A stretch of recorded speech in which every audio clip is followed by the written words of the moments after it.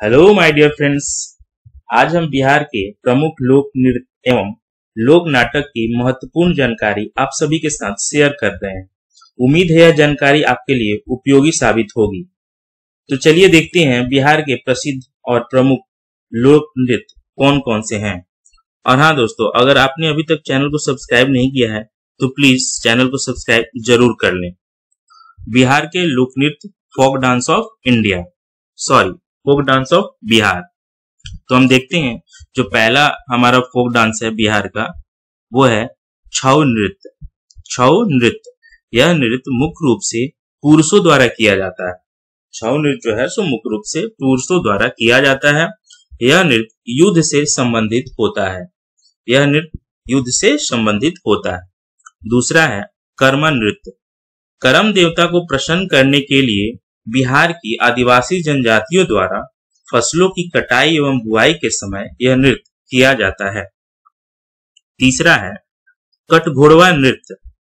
कटघोड़वा नृत्य, इस नृत्य को नर्तक के द्वारा अपनी पीठ पर से बांस की खपचियों से बना घोड़े के आकार का ढांचा बांधकर किया जाता है। यह जो नृत्य है बांस की खपचियों से बना घोड़े के आकार का ढांचा बांधकर किया जाता है। चौथा नृत्य है धोबिया नृत्य। इसे हम धोबिया पछाड़ नृत्य भी कहते हैं, जो मुख्यतः धोबी समाज का प्रमुख नृत्य माना जाता है। पांचवा है पवड़िया नृत्य। पुरुषों के द्वारा स्त्रियों की वेशभूषा में किया जाने वाला नृत्य पवड़िया नृत्य कहलाता है। पुरुषों के द्वारा स्त्रियों की वेशभूषा में किया जाने वाला नृत्य पवड़िया नृत्य कहलाता है। छठा है जोगिया नृत्य। यह नृत्य होली के अवसर पर पुरुषों एवं महिलाओं के द्वारा किया जाता है। जोगिया नृत्य, जो हम लोग जोगिरा सारा ररा होली के अवसर पर कहते भी हैं। जोगिया नृत्य पुरुष एवं महिलाओं के द्वारा किया जाता है। झिझिया नृत्य, इस नृत्य को दुर्गा पूजा के अवसर पर किया जाता है। झिझिया नृत्य दुर्गा पूजा के अवसर पर किया जाता है। अगला है खिल्डिन नृत्य। खिल्डिन नृत्य, इस नृत्य को विशेष अवसरों पर अतिथियों के मनोरंजन हेतु किया जाता है। इस नृत्य को विशेष अवसर पर अतिथियों के मनोरंजन हेतु किया जाता है। अगला है हमारा 9वां लौंडा नृत्य। यह नृत्य मुख्यतः भोजपुर के क्षेत्र में प्रचलित है। यह नृत्य भोजपुर के क्षेत्र में प्रचलित है। इसमें लड़का लड़की के रूप धारण करता है और पूरी तरह श्रृंगार करके नृत्य करता है। इसमें लड़का लड़की के रूप धारण करता है और पूरी तरह श्रृंगार करके नृत्य करता है। 10वां है झरनी नृत्य। झरनी नृत्य मुहर्रम के अवसर पर मुस्लिम नर्तकों के द्वारा शोक गीत गाते हुए किया जाता है। यह एक तरह का लोक नृत्य है। झरनी नृत्य मुहर्रम के अवसर पर मुस्लिम नर्तकों के द्वारा शोक गीत गाते हुए किया जाता है। अगला है विद्यापति नृत्य। विद्यापति नृत्य, इस नृत्य में कवि विद्यापति के पदों को गाते हुए सामाजिक और सामूहिक रूप से नृत्य किया जाता है। इस नृत्य में कवि विद्यापति के पदों को गाते हुए सामूहिक रूप से नृत्य किया जाता है।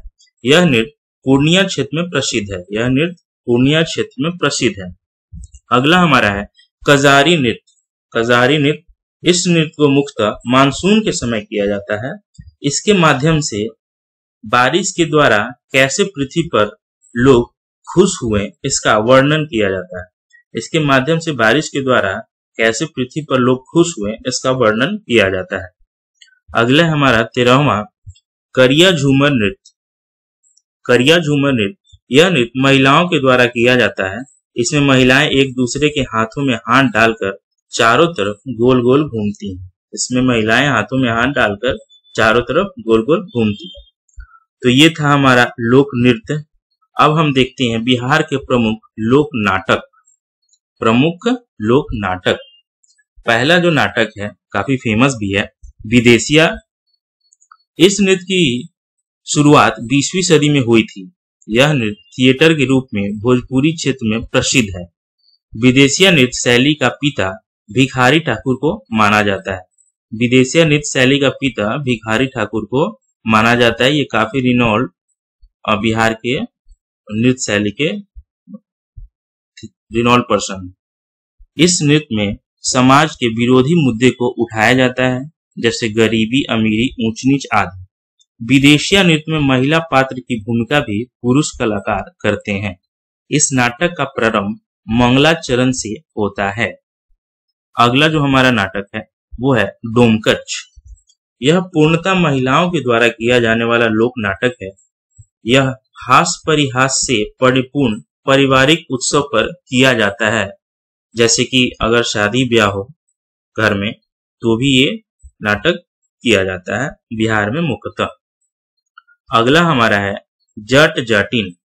इसे हम जाट जाटिन भी कहते हैं। जट जाटिन यह लोक नाटक सावन से कार्तिक मास की पूर्णिमा तक किया जाता है। यह लोक नाटक सावन से कार्तिक मास की पूर्णिमा तक किया जाता है। नाटक जाट जाटन केवल अविवाहितों के द्वारा ही किया जाता है। यह जो नाटक है वो केवल अविवाहितों के द्वारा ही किया जाता है।